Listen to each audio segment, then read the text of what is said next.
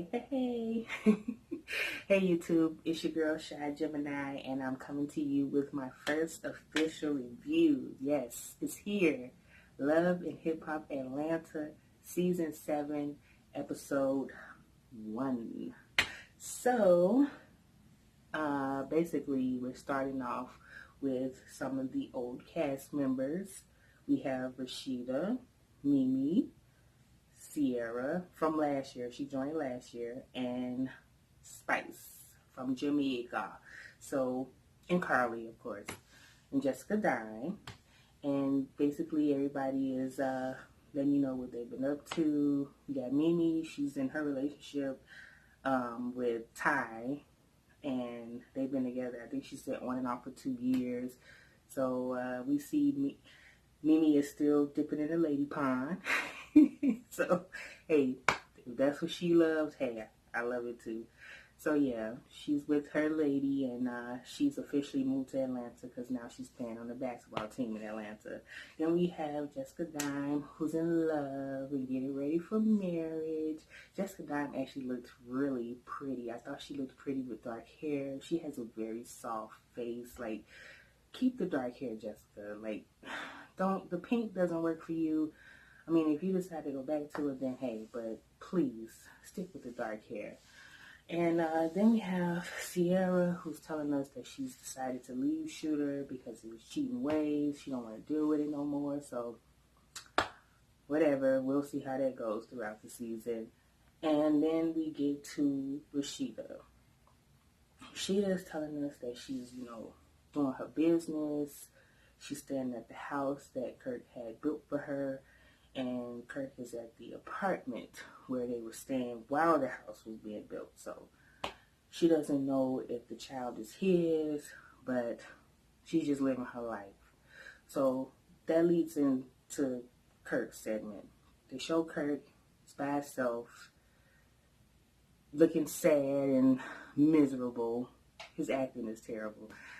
But he's there looking miserable, and it's hard to take Kirk serious because Kirk always has this smirk grin on his face. And it's like, Kirk, are you really feeling the type of way, or are you just putting on for the cameras? Like, what is it? Which one is it?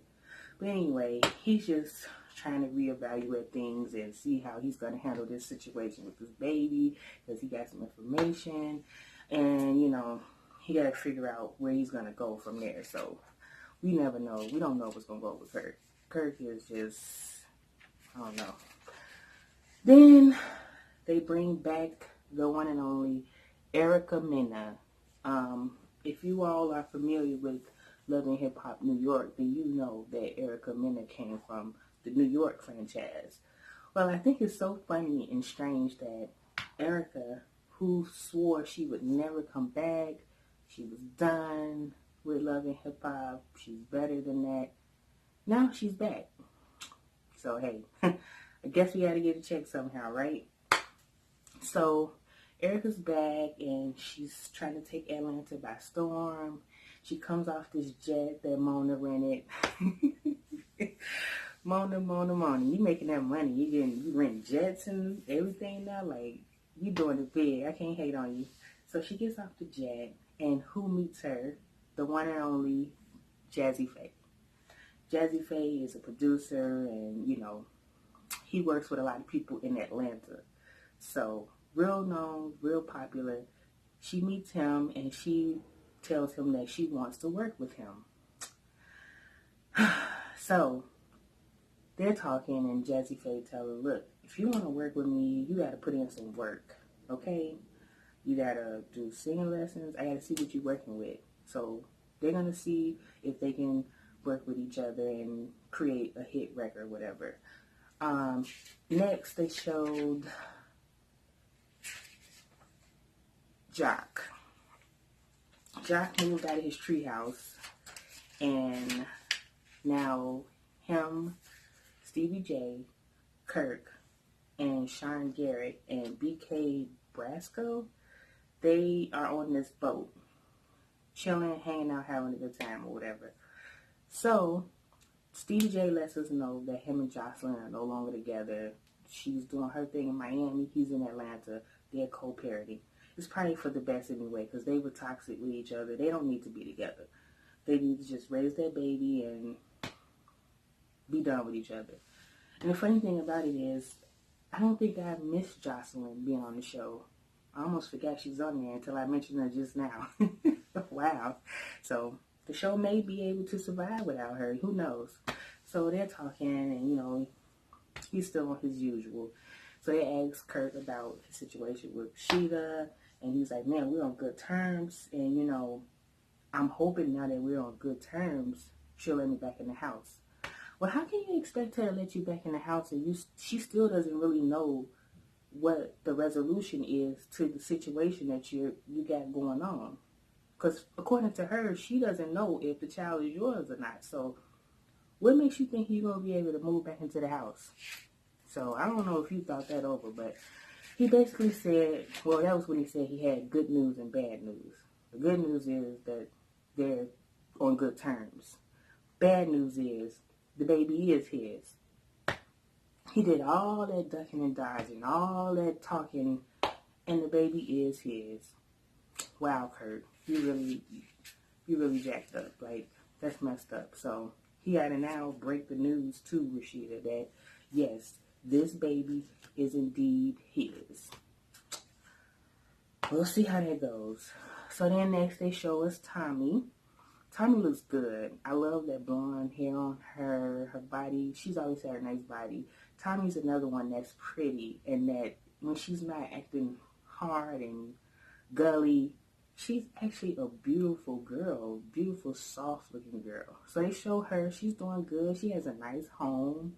We got to see her 2 daughters that she talked about. And she looks like she's too young to have babies. So, but yeah, they showed us her 2 daughters. I can't remember their names. I'm sorry. I will try to remember them next time. And she has, she bought the youngest one a pig. And I'm like, for real, Tommy? Couldn't buy him a cat, dog, aquarium, fish, a guinea pig. You bought a damn pig. I guess when you got it like that, then hey, you could do those things. And his name is Gucci. So we see her mom, and they had been getting along. She had actually stayed with Tommy while she got her place, and Tommy bought her a car. So that was good to see that they were getting along with each other, and they were talking about her siblings. And come to find out, Tommy has 7 siblings. I didn't know that. That's, wow. So Tommy's 7, one of 7. So her mom told her, I want you to get with your sister, Versace. They had a falling out. Tommy went to a job and probably acted a damn fool, because we know how Tommy get down. She probably acted a fool. Somebody called the police because they was fighting, and she got arrested. So now she's mad at at Versace for her getting charged. But how can you be mad at her when you have to control your anger? You have to control yourself, Tommy. You are a, firecracker. When you get mad, you go from 0 to 100 real quick. So you got to control yourself. Can't nobody control you. So hopefully she could beat the charge, or she beat the charge. I think she said it was over with. But you need to go ahead and, you say you're not drinking as much. So continue not to drink as much.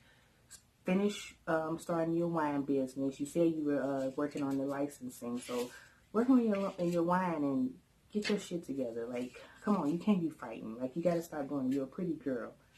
So, next, we show Estelita. Estelita was another one that came back last year. Came in last year, I'm sorry. And she's supposed to be an artist on Stevie J's Danger Zone. So, yeah, you know how that goes. So, Estelita booked herself a gig at the, I'm trying to say this right, Panamanian Parade in New York, because she was saying that Stevie J has done nothing to help her career as her manager. So she went and booked this gig for herself, and let me tell you, when she got up on that stage, I was like, girl, you need more work. Like, seriously, you need more work. She was stiff. I could tell she's probably nervous, which is totally understandable, but she was stiff as a board. Like, girl. So Stevie J pops up, shows up, and he says the same thing I said. She was terrible. So he comes and tells her, like, look, you're the face. We got to work on some things. We got to get you in order because you're not, you can't be out here like that. You can't be out here bogus. But Stevie, at the same time, you have to do what you're supposed to do as her manager to get her where she needs to be. Like, you're Stevie J. You tell us all the time about how you're the hit maker and you're the best producer and stuff. Okay, show us what you do. Show us the receipts. Show it to us. Okay, help the girl. So Erica, she goes and visits Stevie J, because Stevie J, come to find out, he really wanted Erica to be the face of Danger Zone, but she wasn't having it. And so when he couldn't get Erica, he went to Estelita, which is actually a friend of Erica. But they had a falling out over something petty. I don't really remember what it is. So she goes to visit him and, let him know basically she's not on no stupid stuff. She is serious about making music, and she got to keep her eye on him, basically. She don't know if she going to really work with him, but she says she'll go to a studio session with him, but she really don't know. So then we have Estelita meet Mimi and Spice to do a twerking session, or Spice was teaching a twerking session because Estelita needed the help bad. So they're in there, and then Carly Red shows up, being the messy Carly Red that she is, eyeing Estelita up and down. And Mimi and Spice are like, y'all cool? What's going on here? Like, what's the beef? And then Carly started talking about, I ain't no fake bitch, and I guess she had an issue that Estelita was talking to Stevie about her. And I'm like, Carly, you insert yourself and stuff, and you just being messy like always. So she also mentioned that she was wondering if they were sleeping together. And I'm like, Carly, it's really none of your business. Like, mind your damn business. Jeez. It's none of your business. So, but we know you're messy, and that's what you're here for. So you're going to continue to be messy. But they squashed their beef or whatever, and they finished their class. So then, next, we have Estelita meet up with Stevie J. And in the midst of her meeting, Erica Mena walks in. And Erica had already mentioned to Stevie that she didn't want to ambush the girl because they hadn't talked in so long. So Estelita was pissed. She wasn't feeling it. She like, what's going on? And he was like, we don't have you be the face of Danger Zone 2.0. And I'm like, Stevie. So Estelita basically got up and walked out. Like, I'll talk to you later. I ain't feeling this. I'm done. So Erica went off on him and was like, look, she also said that she was keeping up with her and making sure she was okay because she didn't want her to be taken advantage of because she know how grimy and dirty Stevie J is. So hopefully they'll get that resolved, and we'll see them interact again. But Estelita was not feeling that meeting. She was not feeling it at all. So we'll see how it goes. But he's definitely sleeping with her. And Erica asked them both at the same time. He said, yeah. And she said no. But if I was her, I wouldn't want to admit that either. Because the way he treats her, like, it's messed up. So he got himself in another Jocelyn Hernandez situation. You get the artist and start sleeping with him, and then things they start getting in the gray area. So you can't keep doing this, Stevie. If you claim to be this big time producer, like, you gotta really be a producer and stop sleeping with these girls. Crazy. Tommy meets with her mom, and they have a meeting where they're gonna meet with her sister, Versace. Versace came in. Versace's pretty too, They're both beautiful girls.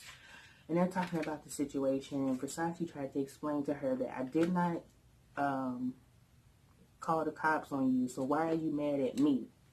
I wasn't the one that pressed charges against you. So why are you mad at me?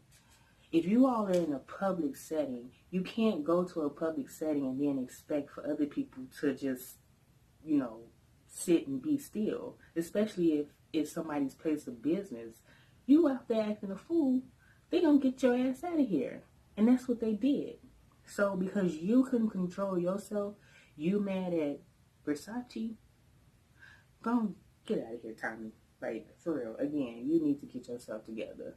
So Tommy, Versace was acting unbothered. She like, girl, whatever. I told you it ain't my fault. And she got up and walked out. And Tommy threw her drink at her. Tommy is crazy. I would not want to fight Tommy. But if I was in a fight, I would definitely call Tommy, okay? Because she can fight. So we go to Kirk, and he's in front of the house that they just built, and he's sitting there on the porch like a lost dog, waiting to get in to talk to Rashida.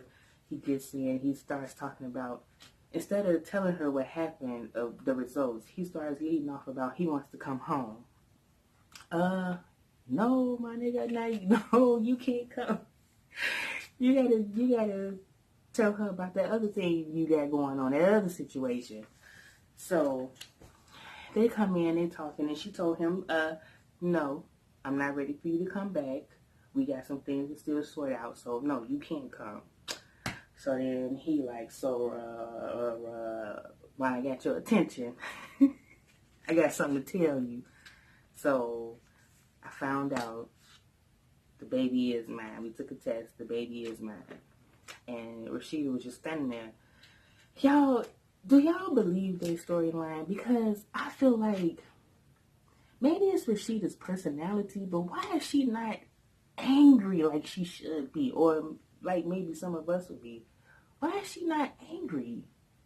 What's up with that? Like, I want to see her throwing stuff like, you mother, like, why would you do this? Like, she just like standing there. I'm like, that's why it'd be hard sometimes to really understand if these things are real or fake, because sometimes their reactions don't go with the situation. And a lot of women would not be as calm as Rashida after her husband of 17 years told her that he just stepped out on her and had a baby with another woman.